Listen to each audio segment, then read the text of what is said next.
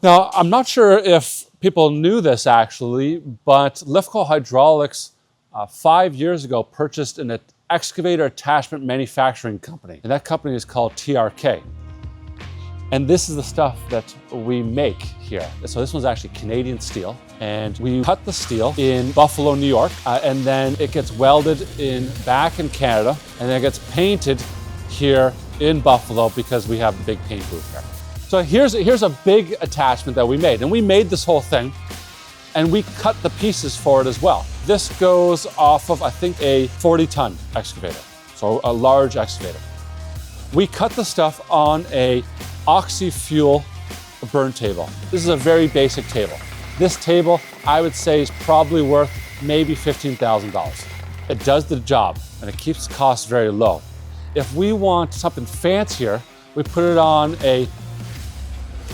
they call it a 2.5 axis, but it's basically like a 5-axis machine, and it's a water jet.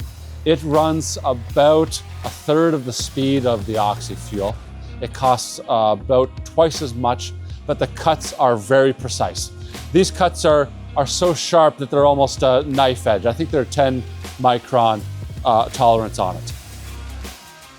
This is the new paint booth that we've got. This is why we bring the attachments here.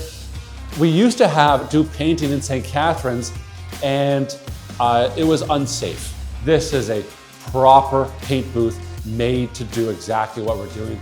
It can handle 7 tons above here, and we have about 3 attachments going at once for a painting job. It was such a pain. It actually probably took us 8 months to get to this point. You would think, hey, can't you just submit the order and get the paint booth? I don't know, maybe somebody better than me. Yeah, how's that for a little material there? That was kind of fun, yeah.